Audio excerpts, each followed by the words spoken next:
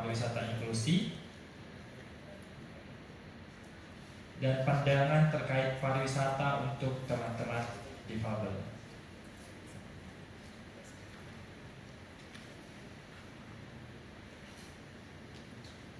Pemateri pertama, narasumber pertama ada Bapak Hendra Hakamuddin.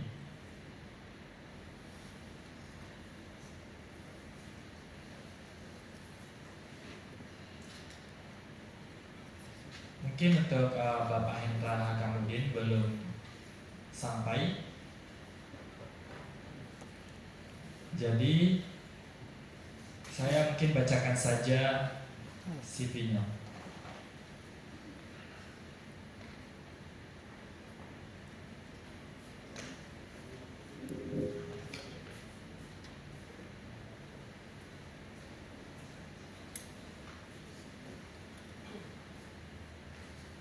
Baik.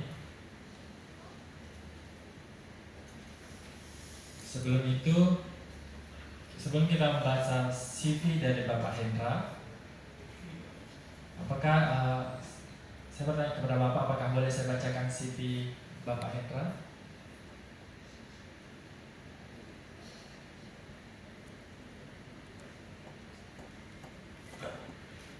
Bapak Hendra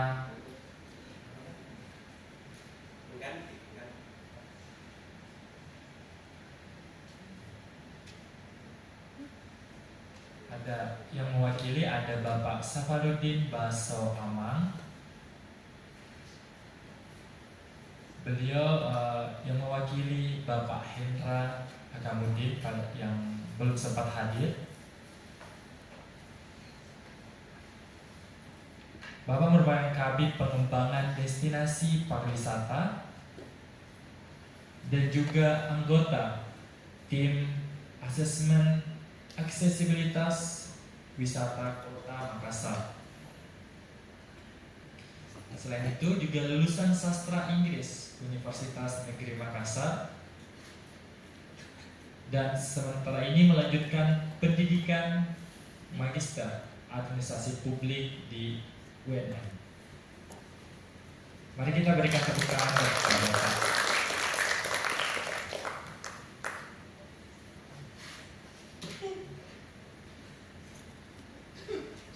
Baik, sekarang kita lanjut ke narasumber yang kedua.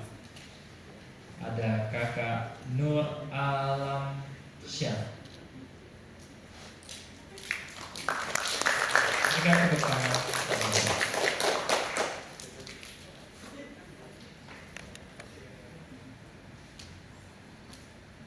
Kakak Nur Alam Syah adalah seorang dosen ilmu administrasi publik yang sehari-harinya mengajar di Departemen Ilmu Administrasi FISIP Universitas Hasanuddin. Ia mengajar, meneliti, dan saat ini turut mengorganisasi laboratorium manajemen dan kebijakan publik Departemen Ilmu Administrasi FISIP Unhas. Beliau lulusan S1 Administrasi Publik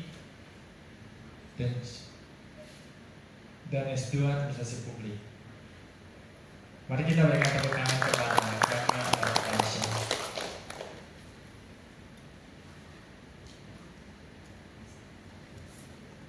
Selanjutnya narasumber yang ketiga.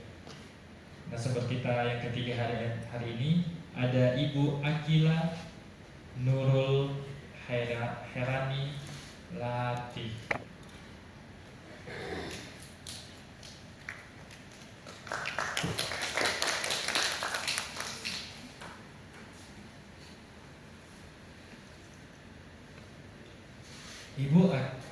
Ibu Akila merupakan dosen di program studi pariwisata Fakultas Ilmu Budaya Unhas, lulusan S1 Ekonomi. Ini dikenal aktif dalam dunia akademik dan telah melakukan berbagai penelitian di bidang pariwisata, termasuk potensi wisata bahari dan warisan budaya maritim. Selain mengajar, beliau juga aktif menulis dan terlibat dalam pengembangan kurikulum pendidikan vokasi yang berorientasi pada praktik dan kebutuhan industri pariwisata. Berikan tepuk tangan yang meriah kepada Ibu Asri.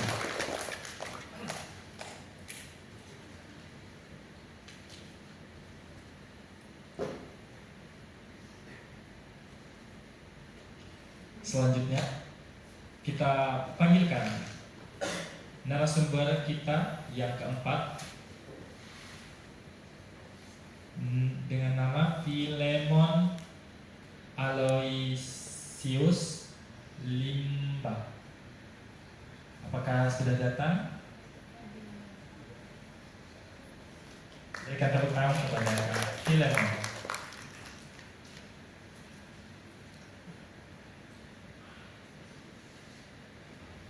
Filemon yang isyarat panggilannya EMON itu seperti 3 jari di dagu digerak-gerakkan,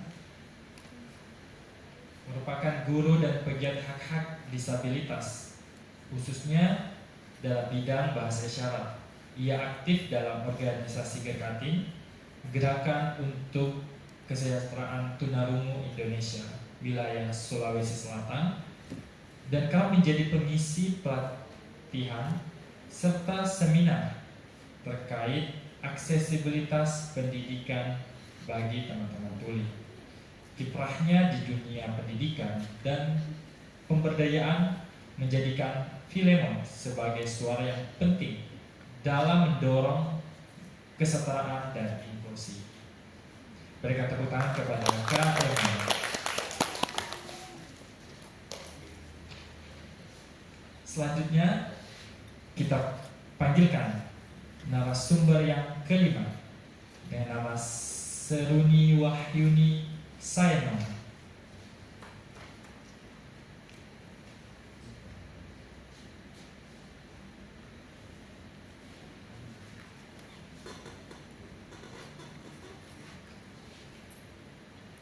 Oke, terima kasih. Jadi narasumber yang kelima.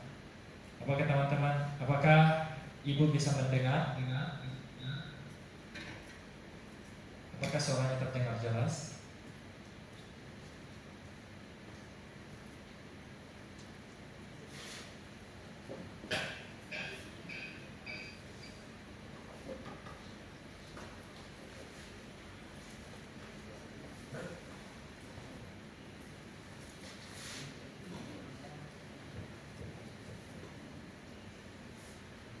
Ibu Seruni atau yang akrab disapa Nuni adalah Koordinator Aksesibel Indonesia untuk wilayah Sulawesi Selatan.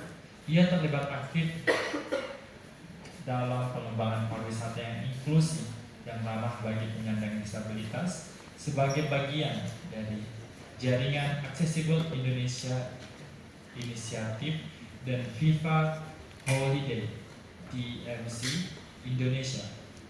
Beliau memegang peranan penting dalam membangun ekosistem wisata yang lebih inklusif dan ramah akses bagi semua kalangan, termasuk lansia dan penyandang disabilitas. Mari kita beri tepuk tangan yang meriah.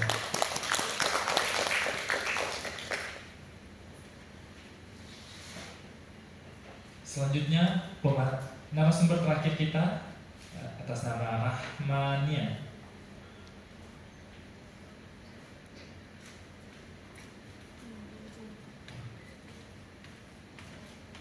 Ibu Rahmania atau disapa Nya adalah seorang travel konsultan di Aksesibel Indonesia. Dengan latar belakang di bidang komunikasi dan pendidikan, ia kini fokus pada penyediaan layanan wisata inklusif, dan konsultasi pariwisata ramah disabilitas berbasis di Bali. Ibu Nia turut mempromosikan destinasi-destinasi yang mengedepankan kemudahan akses dan juga kenyamanan bagi wisatawan dengan kebutuhan khusus, sekaligus mengedukasi publik tentang pentingnya inklusivitas dalam industri pariwisata. Mari berikan tepuk tangan yang meriah.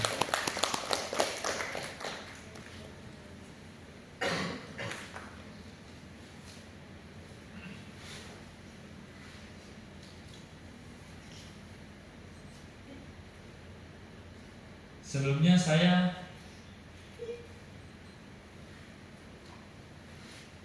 ingin mohon maaf karena saya memakai bahasa isyarat di depan sini. Saya ingin meminta maaf kepada para narasumber, untuk semua para hadirin yang saya hormati sekali lagi, dan juga para pemateri yang sudah menempatkan dirinya di sini. Kini kita akan memasuki sesi pemaparan materi.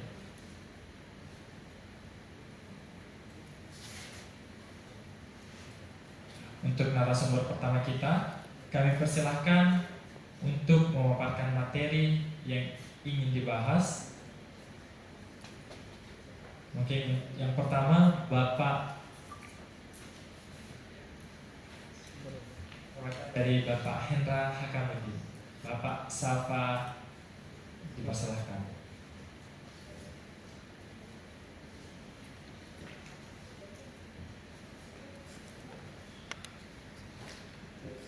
Terima kasih. Bismillahirrahmanirrahim. Assalamualaikum warahmatullahi wabarakatuh.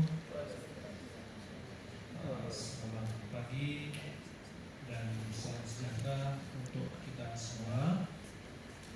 Pertama-tama tentunya bersyukur kepada Allah Subhanahu wa taala berkat rahmat dan hidayahnya beliau, kita semua dapat berkumpul di tempat ini dalam rangkaian seminar pariwisata inklusif. Mungkin kesan pertama ketika saya terkait dengan ini adalah sangat luar biasa. Tepuk tangan untuk kita semua. Jadi ketika kami diundang oleh Bapak Kepala Pusat Disabilitas untuk meeting kemarin, hal yang pertama yang bisa saya dapatkan bahwa ini sesuatu langkah yang sangat maju untuk dunia pariwisata kita, yang mana memang sejalan dengan visi misi Bapak Wali Kota Makassar, Bapak Haji Lahir Al-Kuni. Ya, mungkin untuk mempersiapkan waktu saya ke materi selanjutnya. Tema kita hari ini adalah mewujudkan pariwisata yang ramah untuk semua. Next. Jadi seperti yang saya sebutkan tadi, bahwa inklusif ini masuk dalam visi Bapak Wali Kota Makassar. Makassar unggul, inklusif, aman dan berkelanjutan. Kemudian diturunkan dalam misi beliau meningkatkan daya saing ekonomi daerah dan penciptaan lapangan kerja, kemudian mengembangkan pusat inovasi seni budaya dan pariwisata.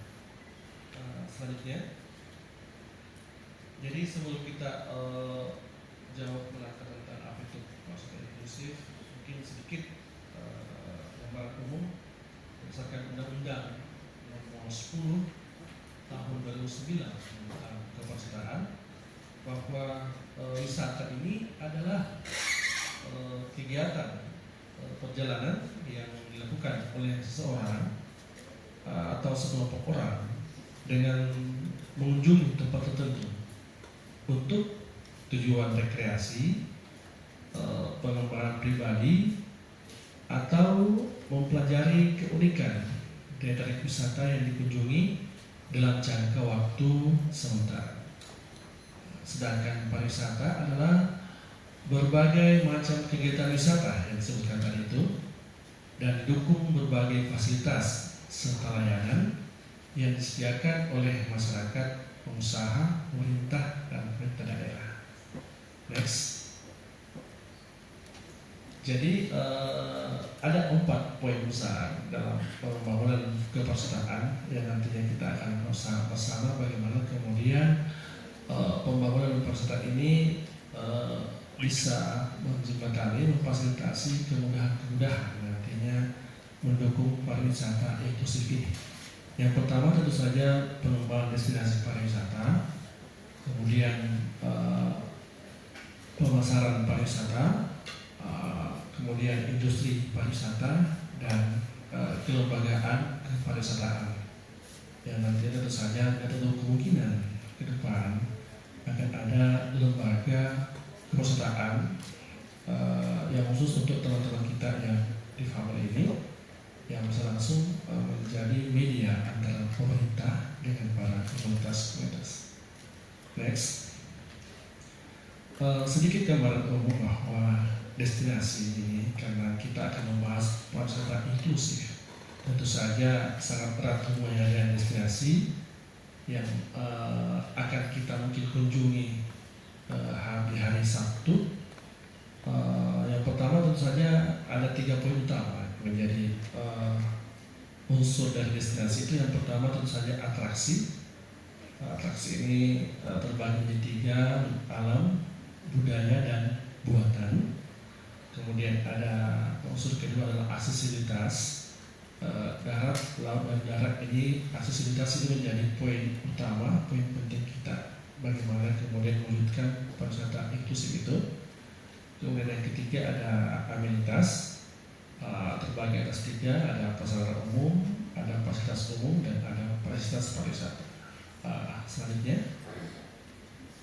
kemudian kita memberikan sedikit gambaran awal bahwa pariwisata inklusif ini adalah salah satu konsep pariwisata yang menjamin aksesibilitas, keterlibatan, dan pemberdayaan semua individu, termasuk mereka yang memiliki keterbatasan fisik, sosial, maupun ekonomi.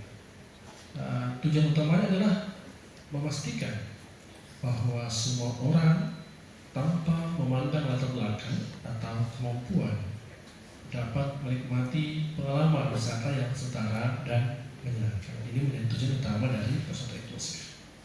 Next. Jadi ada beberapa tujuan pendukung yang akan bisa dicapai ketika kita mewujudkan pariwisata inklusif ini. Yang pertama tentu saja aksesibilitas untuk semua. Jadi kita akan menciptakan lingkungan wisata yang dapat diakses oleh penyandang disabilitas dan kelompok rentan lainnya. Kemudian ada pemulihan ekonomi.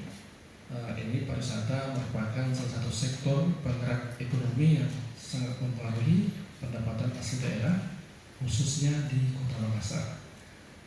Jadi memberikan kesempatan kerja dan peningkatan ekonomi bagi masyarakat lokal. Kemudian penghargaan terhadap keberagaman. Jadi tujuan ini bagaimana kita kemudian menghargai dan merayakan keberagaman budaya, agama, dan kemampuan. Kemudian saja meningkatkan kualitas pengalaman wisata. Next. Jadi ada beberapa benefit keuntungan ketika kita menerapkan pariwisata inklusif ini. Yang pertama tentu saja meningkatkan daya tarik wisatawan. Jadi pariwisata yang ramah ini untuk semua kalangan memperluas pasar wisatawan. Jadi termasuk mereka yang memiliki kebutuhan khusus.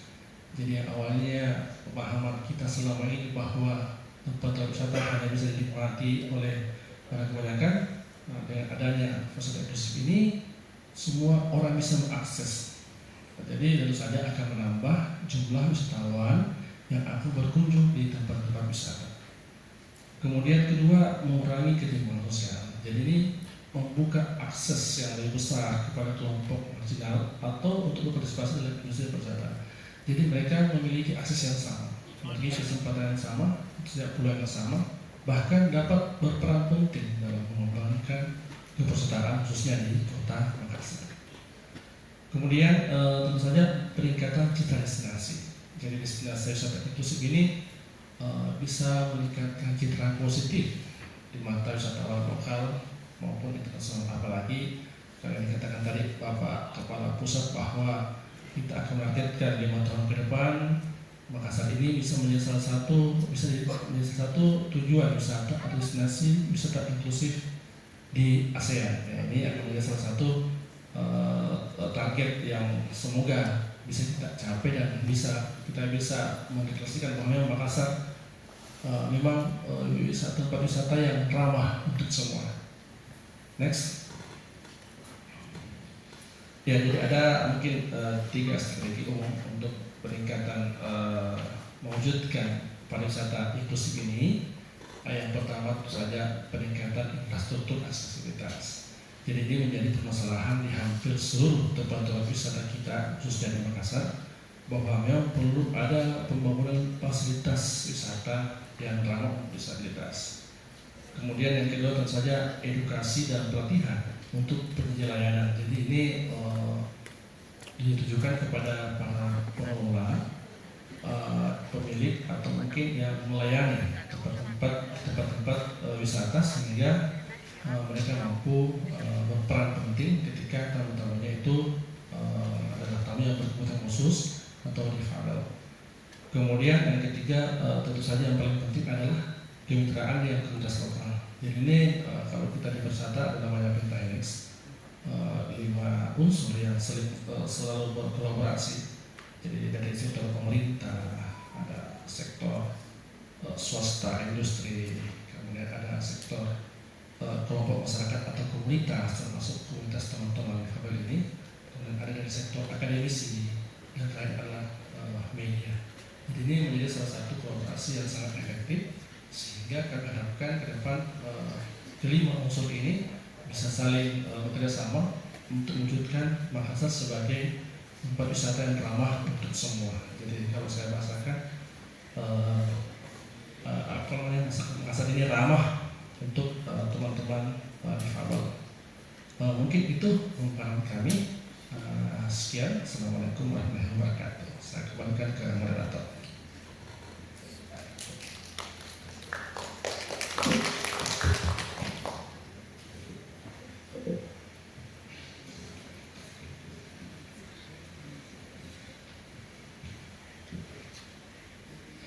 Terima kasih untuk Bapak Safar yang telah memaparkan materi tentang bagaimana disabilitas bisa berkembang dan menciptakan inklusivitas untuk semua orang-orang itu sebenarnya setara. Teman-teman disabilitas atau teman-teman dengar itu termasuk manusia semua. Bapak Sahabat telah menjelaskan tadi sangat luar biasa. Terima kasih. Jadi untuk selanjutnya kita lanjut untuk pemateri yang kedua. Narasumber yang kedua ada Kakak Nur Alam Syah. Saya boleh berdiri, Bapak Moderator. Baik, terima kasih. Assalamualaikum warahmatullahi wabarakatuh. Seperti yang disampaikan tadi sama Bapak Moderator, nama saya Nur Alam Syah Ismail. Saya salah satu pengajar di Departemen Ilmu Administrasi Program Studi Administrasi Publik. Kami lembaga Laboratorium Riset Manajemen Kebijakan dan Manajemen Publik. Di bulan 2 kami